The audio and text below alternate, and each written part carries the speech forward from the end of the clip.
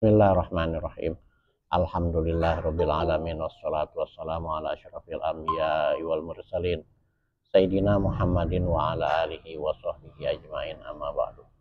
Fa inna asdaqal hadisi kitabullah wa khairal hadi hadi Rasulillah sallallahu alaihi wasallam wa syarrul umuri muhdatsatuha wa kullu muhdatsatin bid'ah wa kullu bid'atin dhalalah wa kullu dhalalatin finnar. Bisanadil muttasili ilal imamil muallif rahimahullah ta'ala wa nafa'ana bi ulumihi fid dharain amin. Qol halaman 22 baris keempat dari atas. Wa muhibbu dunia qailun, dan orang yang cinta kepada dunia berkata, aina thoriq, mana jalan, ainal khulas, mana celah, kamuskiri syarbit tolak, seperti orang yang mabuk minuman keras, ya, yakni anak bahwasanya man lam yazhad, siapa orang yang belum bersikap zuhud di dunia terhadap dunia, huwa mahabbatun laha, maka dia itu adalah pencinta dunia. Yakunu, maka dia jadi misal sukroni, orang yang mabuk, awil ghorik, atau orang yang tenggelam. Falayah tadi, maka dia tidak mendapat petunjuk ila toriki, kepada jalan yang benar, ya. Bal daiman, bahkan dia selamanya yakulu, berkata, aina torik, mana jalan, ainal khulas, mana celah, ya. Wazalika listigholi zahirihi bitolabiha wa batinihi biirodatiha. Hal itu karena kesibukan secara zahir dan batinnya untuk terus mencari dunia, dan biirodatiha, dan keinginannya, ya. Li'annaha, karena sesungguhnya iza rosokhot fil qalbi, jika hati itu udah rosih itu udah pengen banget, ya, dunia hatinya itu udah didominasi oleh urusan dunia, zahara zalika, maka yang nampak hal itu alal jawarihil abdi, dia dalam penampakan ini anggota tubuh si tersebut, hamba tersebut, bitakalibihi, jadi dengan kerakusan, wa muqotalitihi, dan wa muqotalihi alaiha. Muqotalah kan artinya kan berperang, ya, artinya rakus dan mati-matian lah, kira-kira begitu, ya, mati-matian untuk urusan dunia. Fayaslubuhullahu, maka Allah akan cabut darinya lazarla qanaatikan, kenikmatan qanaah, ya. Wayamna'uhu, dan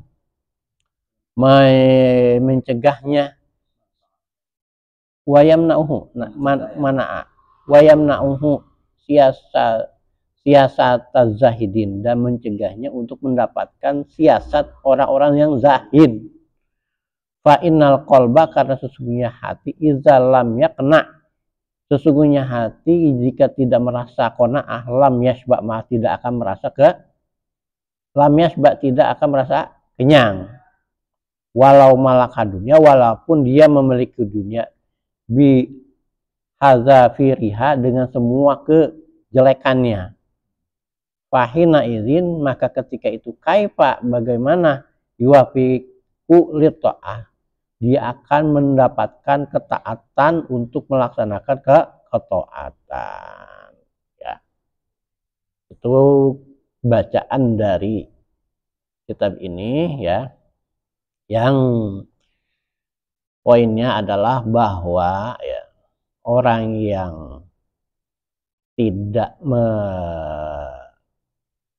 berzuhud, ya, dia adalah pencinta dunia, ya.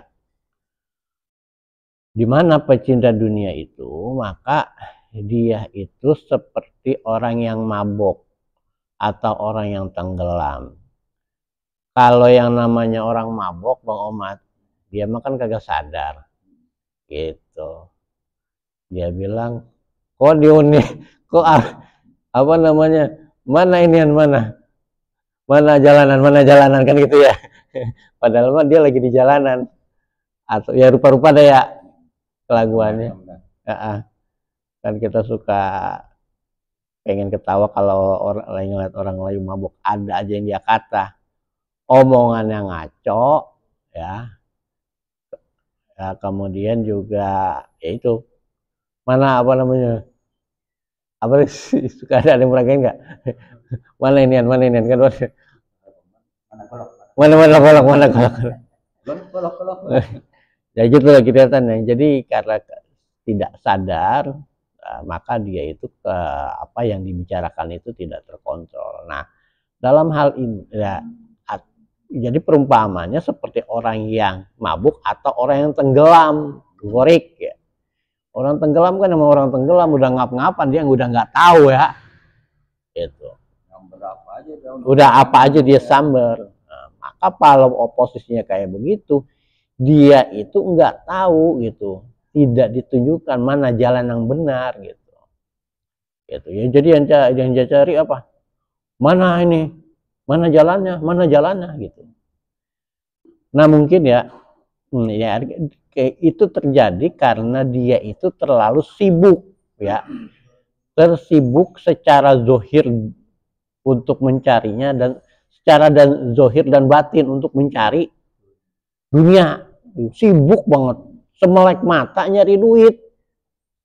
Sholat dia kagak inget, pengajian apalagi ya. Pokoknya tiap apa namanya, iya, bangun tidur langsung ngitung duit ya. Pengen tahu makan kalau masalah ngitung duit, kita bantuin ngitung ya Bang Diman ya. Ambil selembar yang merah juga kan lumayan gitu ya. Semelek mata bangun tidur gitu ya, mungkin juga tidurnya nggak pakai bismika Allahumma ahya wa amut mungkin ya. Bangun tidurnya juga karena alhamdulillahilladzi ahyana ba'da ma amatana wa ilaihi nusyur. Apalagi sampai baca 10 ayat surah Ali Imran, kayaknya udah kejauh banget deh ya. Yang dia inget langsung lihat HP, lihat udah ada transaksi masuk belum, kan begitu ya. Udah begitu dah. Jadi semelek mata istilahnya, udah yang dia pikirin cuma nyari duit doang. Udah dah tuh bangun mau bangun misalnya jam 3, jam 4. Kenapa? Iya, satu ngeliat HP ngontrol ada transaksi masuk apa belum, yang kedua ya udah langsung kalau dia punya dagangan langsung yang dia urusin dagangan. Oh ya, udah siap-siap dah tuh. Ya mandi, ya apa. Orang hidup sama yang namanya tahajud. Apalagi namanya sholat sunnah wudu, sudut sholat awat, dia jauh. Yang ada di pikirannya cuma bagaimana dagangan gua hari ini, bagaimana transaksi hari ini kayak gitu. Itu terlalu. Jadi zohir dan batinnya itu apa namanya udah didominasi oleh dunia. Pikirannya udah semuanya duit mulu gitu. Batuknya juga dia duit ya. Banggis juga duit ya gitu. Sampai ngimpinya juga ngimpi duit kan main. Nah itu kira-kira. Nah yang kayak begitu dia akhirnya nggak tahu mana jalan kebenaran. Masih syukur kalau umpamanya itu transaksi atau perdagangan atau usahanya itu urusan yang halal-halal. Tapi kalau yang haram lebih mengerikan lagi. Makanya kan kemudian ya ini kita sebenarnya ini sebuah perkataan, sebuah guyonan. Tapi juga sebenarnya juga hati-hati ya. Zaman sekarang kan orang suka ada yang bilang begini ya. Zaman sekarang mah lagi susah begini, jangan kata yang halal. Yang haram aja susah, itu sebenarnya hati-hati loh. Gitu. Jadi ada implikasinya. Implikasinya itu kan omongan itu kan jadi doa. Akhirnya apa? Ya iya, akhirnya dia kagak bakalan ketemu jalan rezeki yang halal. Yang ada ditunjukin cuma yang haram aja. Gitu. Hati-hati. Kalau itu sekedar omongan bercandaan, ya senda gurau, tapi hati-hati. Dan apa namanya, berdoalah. Pokoknya jangan ada anggapan kayak begitu. Ya. Jangan anggapan gitu ya. Di kemudian juga kalau saya secara pribadi ya, saya di antara doa yang saya baca itu adalah, yang saya sebut dalam doa saya adalah, saya minta supaya ditutup pintu-pintu usaha yang haram, cuma dibukakan pintu-pintu usaha yang pintu-pintu yang halal. Ya alhamdulillah sih begitu. Kalau misalnya ketemu yang haram dan yang apalagi termasuk juga yang remang-remang, ada aja gitu kesandungnya, akhirnya jadi gagal dalam berbagai cara. Dan kalau saya memaksakan untuk masuk wilayah itu, jadi celaka saya gitu. Apa akhirnya jadi ketipeng kan begitu ya. Akhirnya jadi rugi gitu. Khusnuzonnya begini, itu cara Allah menyelamatkan saya daripada misalnya saya terus di situ, akhirnya masih jadi celaka terus-terusan. Begitu Mas Baron. Jadi dalam ungkapan kita juga jangan ada istilah kayak tadi, jangan kata yang halal, yang haram gitu. Ya iya, Allah tunjukin cara-cara yang haram. Kita harus itikad bahwa yang kita terima itu, yang Allah bukakan itu hanya pintu rezeki yang halal saja. Allah tutup, dan kita minta Allah tutup semua pintu-pintu rezeki yang haram. Gitu ya. Nah jadi gitu. Karena apa namanya, orang udah cinta kepada dunia, maka semuanya itu, semua kesibukannya itu untuk dunia. Nah, kemudian juga di sini disebutkan, maka itu tadi, karena udah didominasi, maka dia itu jawarihnya, anggota badannya itu jadi rakus gitu, apa aja diduitin gitu. Orang kalau udah rakus kayak begitu, nggak, udah kagak kenal sama temen juga diduitin. Kan ada gitu ya Bang Omar, apa aja udah teman kenal duit. Kalau kata orang Sunda, kabeh oge dibatikan. Apalagi hubungannya sama yang banyak duit nih dia nih, udah pasti. Dan kadang-kadang maaf ya, kadang-kadang sampai emak bapaknya juga diiniin, diakali, dibatikan. Jual tanah misalnya, lagi ya anak ikut ngobek, ya kan? Kadang begitu, emaknya bapaknya menjual tanah, dia obyekin dia. Padahal mah kalau cara kita bantuin aja gitu, jangan pakai cara ngobek. Mungkin akalan aja, daripada gua kagak dapat duit, kalau jujur nggak boleh. Iya, jadi begitulah. Jadi apa aja diobyekin, akhirnya itulah orang yang rakus kepada dunia ya. Maka karena itu, kalau orang udah didominasi perasaannya, kerakusan, kata udah rakus sama dunia, maka Allah akan mencabut kelezatan qanaah ya. Qanaah itu yang seperti sudah kita bahas adalah rasa apa, nerimo ya, itu nggak ada cukup-cukupnya gitu kan. Dan mencegah apa namanya, siasat para zahidin, cara-cara orang yang zuhud. Nah, karena hati itu kalau udah nggak qanaah, dia tidak akan merasa kenyang gitu ya. Kalau kita ambil contoh para koruptor gitu ya, dia kan apa namanya, nggak pernah merasa kenyang. Korupsi 100 juta, wah nggak cukup nih. Korupsi udah 100 miliar, nggak cukup nih. Korupsi lagi 1 triliun, nggak cukup, dan terusnya gitu ya. Itu karena orang itu tidak merasa qanaah, tidak ada qanaah, jadi kayak begitu ya. Nah kalau udah begitu, maka bagaimana orang itu akan mendapatkan jalan-jalan ketaatan. Jadi yang paling penting adalah ini, kita dulu, kita jangan pernah merasa rakus terhadap dunia ya. Rakus ya, mencari dunia boleh, kehidupan dunia boleh, yang tidak boleh itu adalah rakus rakus. Menghalalkan segala cara lagi. Dan termasuk kalau orang udah rakus akan menghalalkan segala cara. Gitu. Wallahu a'lam bishawab. Itu yang bisa saya sampaikan. Barangkali dari yang online ada tambahan. Silakan Ustaz Suidat, ada tambahan keterangan barangkali? Dipersilakan. Ustaz, ada sedikit. Ya, silakan. Ada hadis Nabi yang menjelaskan soal penyakit kuahan bagi umat.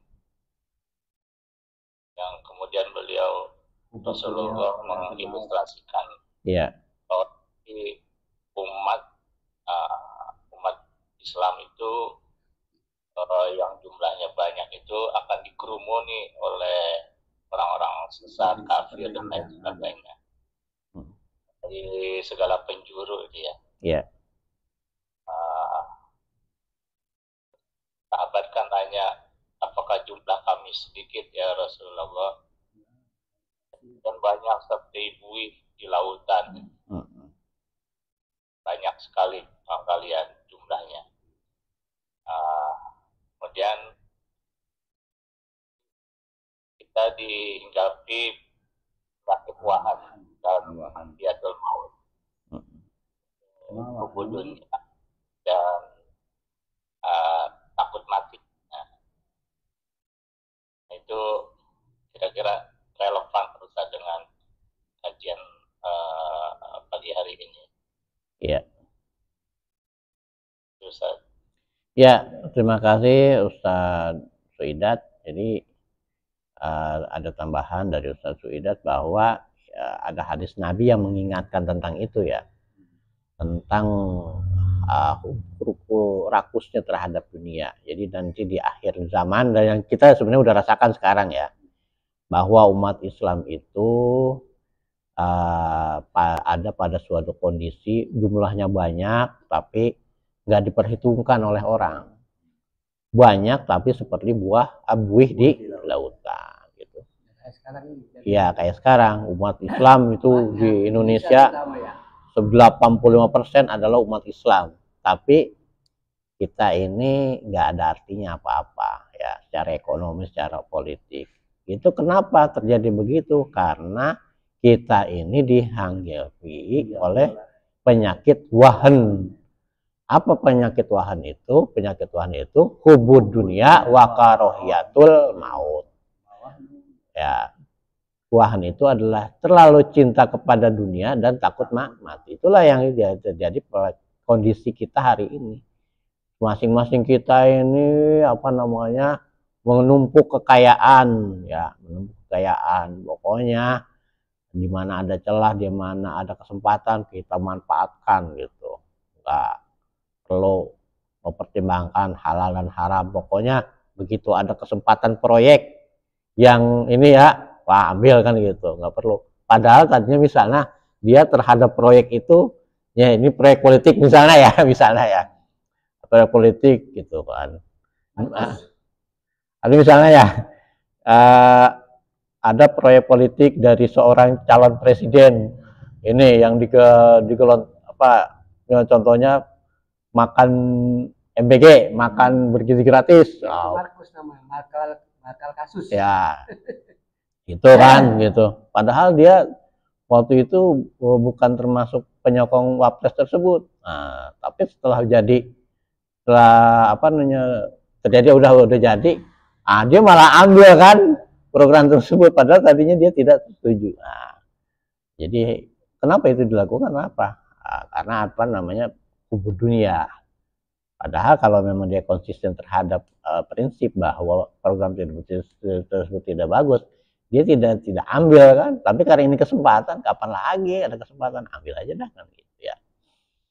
Itu contohnya. Itu hubud dunia. Ini contoh ya, bukan terlepas dari kontroversi tentang program tersebut ya.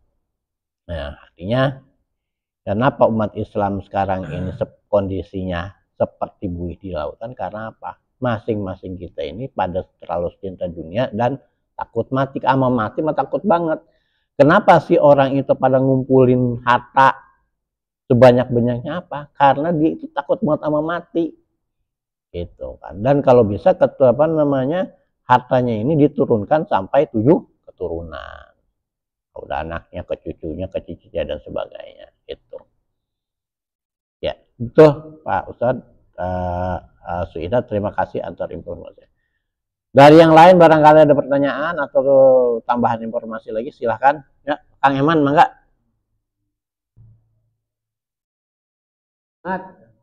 Ustadz Baryono, gimana? Ya sekira itu saja ya. Yang poinnya bahwa dunia itu boleh dicari, tapi sekedarnya saja. Boleh mencari dunia, tapi jangan menghalalkan segala cara, ya gitu.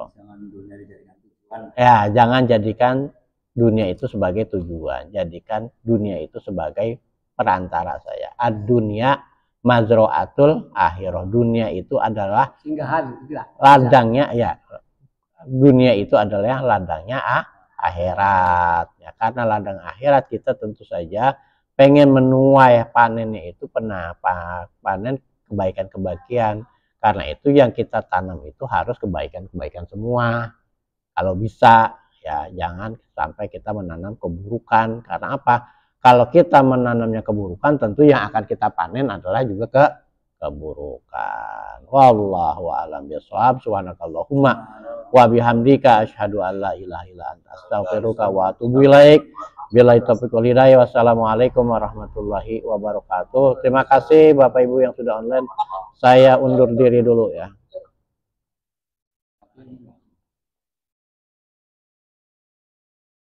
Gorengan untuk